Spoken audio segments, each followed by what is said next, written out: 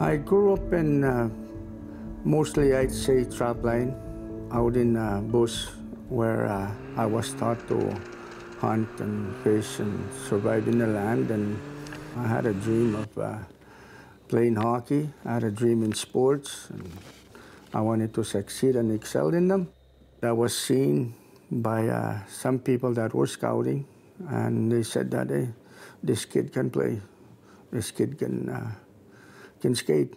So they gave me an opportunity to be in a hockey team at the age of 15, where everything kind of really fell into place for me regarding the sport that I love. I told my dad, I said, Dad, there's going to be people coming to get me in the fall. Then they're going to take me to this city and this city here and introduce me to these people. My dad didn't say anything. He walked away, he left.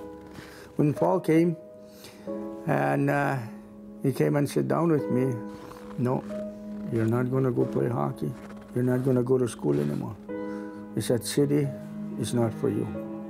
The bush, that's what's for you. And right there, my heart was cut in half.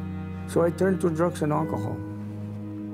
First night I got so drunk, and I don't remember anything. But that morning, my dad came and see me. He said, son, alcohol is not good for you. I said, please don't drink anymore. I spoke up to my dad. I told him, you took something away from me. Since I can't play hockey and I can't go to school, this is what I'm going to be doing now. I'm going to be drinking. At the age of 15 years old, I started doing drugs and alcohol. I became a drug dealer. I went all over the northern communities, into the southern communities, and just selling whatever drugs I can find in a city. And it impacted me in my marriage at the age of 21. There was a lot of drinking, on his part. Yeah, I do recall there was a lot of abuse. That's about it. All I wanted to do was get high. And I sold to almost anybody and everybody, whoever wanted to get high. I didn't care how many families I hurt, who I hurt. My wife told me, you need help big time. You're to a point now you're going to have to make a choice. Your drugs, your alcohol, your high life, or you want your family and your wife. I didn't know Jesus personally. I just knew that God was up there.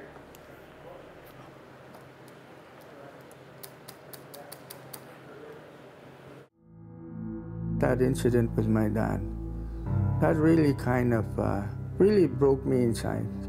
I went to a place of depression, and also the first thing was suicide. The only answer that I had was to end and take my life.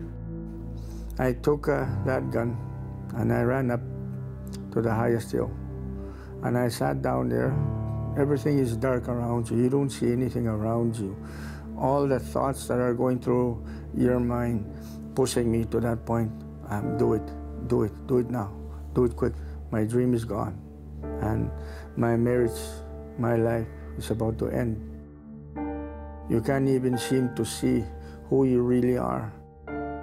Nothing is there for you but death now, and just waiting for you to pull the trigger and end it all. I heard a voice spoke to me, and I'm about to pull the trigger. And the voice told me, you're heading to a bigger problem. You're never going to get out of this death. Darkness hit me for the second time and told me, said, pull it, pull it. And I reached out my thumb again to pull the trigger. And then again, a voice spoke to me, telling me, give me a chance. I'll change your life around. When that voice spoke to me, I totally sobered up. I was not high no more. I was not drunk no more. I said, God, if this is you speaking to me, please help me. I opened my eyes. I saw the creation for the very first time, the beauty of it. And I came alive, totally clean, totally set free, totally delivered. When I was holding that gun, I brought it back. I gave it to my dad. And I told my wife, I said, let's have a new start. And I went to bed that morning. I woke up a different man. I told my wife, I said, we got to do something here. After meeting God, it's been a total life-changing experience. And I know that to never leave out God in our daily lives. He has blessed us tremendously. Without God, we wouldn't have been able to go another day without God kind of thing. I began to teach myself in building and construction. I began to renovate my own house. I began to rebuild. That one evening, we were sitting in a corner on the back side of me. I had an open vision. God told me this business one day was going to be mine. 6 years later, it happened. Now today, I'm the owner of this restaurant. I opened my home to young people. I told them, I said, if you're thinking about suicide, if you're thinking about taking your life, I said, can you have the last cup of coffee with me, no matter what time at night? And a lot of those young people today, they have good jobs, they have careers, and then also they have families. If you don't know God, I ask that you make Him as your personal Lord and Savior. He changes and renews lives, and that's what He did for me.